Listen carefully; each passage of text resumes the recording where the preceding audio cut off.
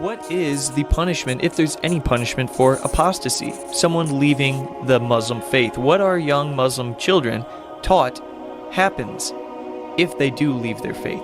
Islam has two main sources of guidance. One is the Quran. And I brought a copy of the Quran here. This is an English translation. I've been wanting to read one for so long. It's tougher than... So in the Quran, there is not a single time when God is saying that if a person changes the faith, give this punishment to the person. So this is the main source of guidance for us, right? And the second source of guidance that we have is the example of Prophet Muhammed, peace be upon him. So Quran is the book that speaks about the do's and the don'ts and the code of life.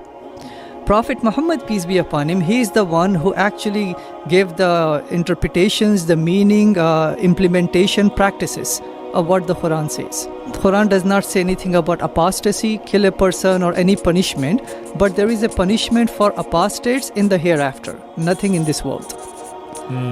Prophet Muhammad, peace be upon him, what he mentioned was, in his lifetime there were some people who apostated.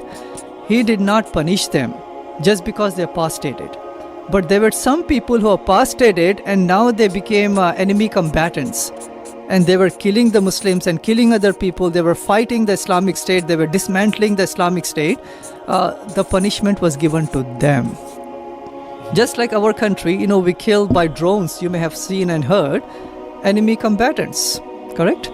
Correct. So exactly for the same reason, if someone is trying to, dismantle our constitution, for example, or causes terrorism, extremism, or joining the enemy and becoming a spy for them, there would be punishment.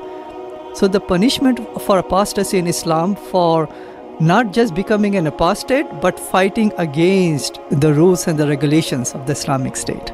So, our children today who are raised in Islam, in an Islamic family, their parents say, if the children ask, what happens to me if I do leave my faith? They won't say, we're going to get you, or someone's going to get you. It's going to be, well, God's going to judge you at the end. Is that correct? So the best way to deal with, suppose, so I have 3 children, right? And people have children, people have, youth. If a youth says in a Muslim family that, let me explore other faiths. So it's a duty of the parents to educate them first and foremost about who God is, what Islam is, what is the Quran, why it is good for you, why it is good for humanity. So we should encourage the child, not forcing the child, encourage the child to remain in Islam.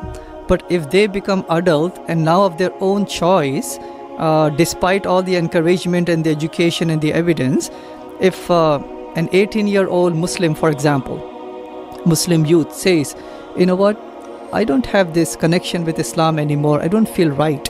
Let me explore other faiths or no faiths, for example.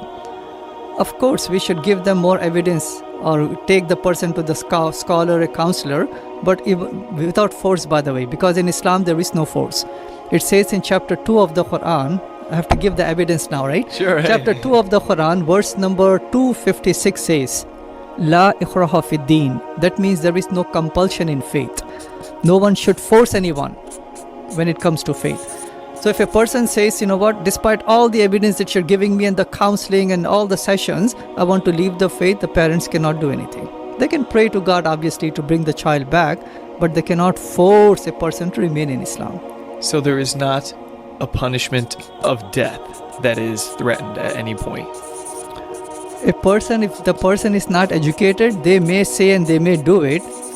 Just like in any faith, there may be people who may have a wrong interpretation or the right interpretation, right? Based upon their culture, their understanding, misunderstanding, education, lack of education. There would be, there are 2 billion plus Muslims around the world. Not every person may know apostasy and the context in which certain laws came, certain freedoms came, and apostasy, how does God describes it? What punishment he gives or does not give anything. They may not know that what happened to the apostates in the time of Prophet Muhammad, peace be upon him.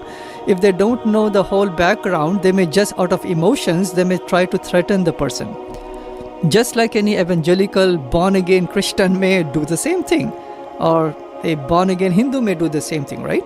So out of goodness for the child and out of, concern and out of love for the child, a parents may do that, but if they do something like that, it may not be reflective of Islam.